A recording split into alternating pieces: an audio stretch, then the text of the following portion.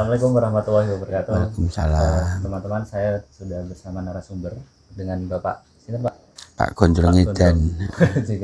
Itu nama dari Bib Lutfi. Nama dari Bib Lutfi. Nih Pak, saya mau tanya soal air tiga rasa. Itu ada mitos-mitosnya tersendiri enggak itu? Ya gini, kalau istilah air tiga rasa atau sindang tiga rasa, kalau saya pribadi itu memang air ajaib, air aneh. Cuma dulu waktu saya kecil nggak ada istilah tiga rasa, yang ada sumber jenuh. Tiga rasa ya baru era 90-an. Nah, karena dibikin ini sumur-sumur sampai 3 itu. Dan kalau saya sendiri pribadi meyakini air itu moksanya air dari tempat wudhunya Syekh Abdul Qadir Jilani yang ada di Petelasan di atas. Ya perjalanan dari sini ya sekitar setengah jam. Dan memang waktu itu, kala itu sebelum sini rame, air itu mah aneh. Kalau orang kesurupan atau orang gila itu digebyur pakai banyu itu langsung gembur. Sembuh itu, Pak? Nah, langsung sembuh, gembur terus sembuh.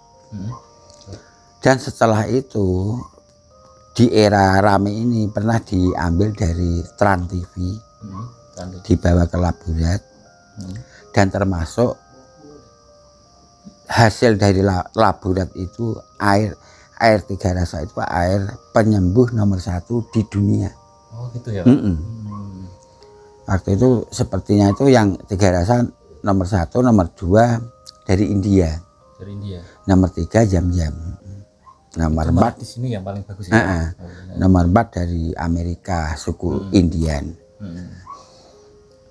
Terus selain untuk pengobatan kesurupan dan hal-hal seperti itu ya Pak, itu ada manfaat lainnya nggak katanya untuk misalkan belum punya keturunan atau ya kalau masalah itu, kalau menurut saya pribadi itu dari cara menaruh yakin, dari keyakinan masing-masing si pemakai.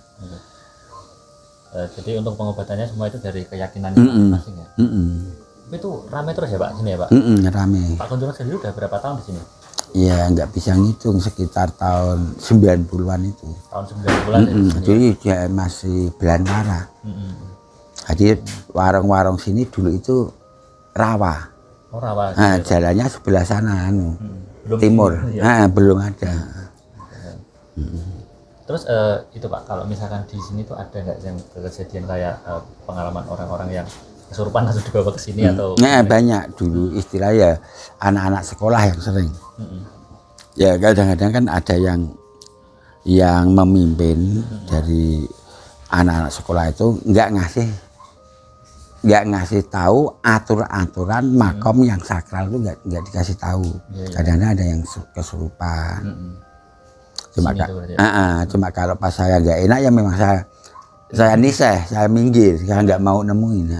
Gitu ya. Oh, iya.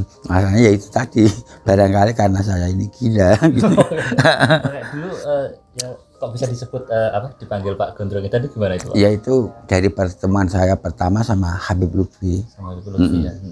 Jadi saya waktu itu Habib Lutfi masih nggak rumahnya nggak sementereng sekarang. Dulu masih biasa. Setelah saya ke rumahnya, dia lihat saya tuh langsung gembur. Gemburnya gini, Gon. Dia loncat naik ke atas meja gembur. Gondrong Edan. Saya itu dia loncat terus ngejar saya dirangkul gini. Habis itu dia ngomong, sudah lama kamu tak arep-arep datang ke tempat saya. Dari situ nama panggilan Pak Gondrong Edan ya Pak? Iya. Baik teman-teman, itulah cerita dari Pak Gondrong Edan sebutannya. Semoga video ini bermanfaat untuk teman-teman dan menambah wawasan. Wassalamualaikum warahmatullahi wabarakatuh.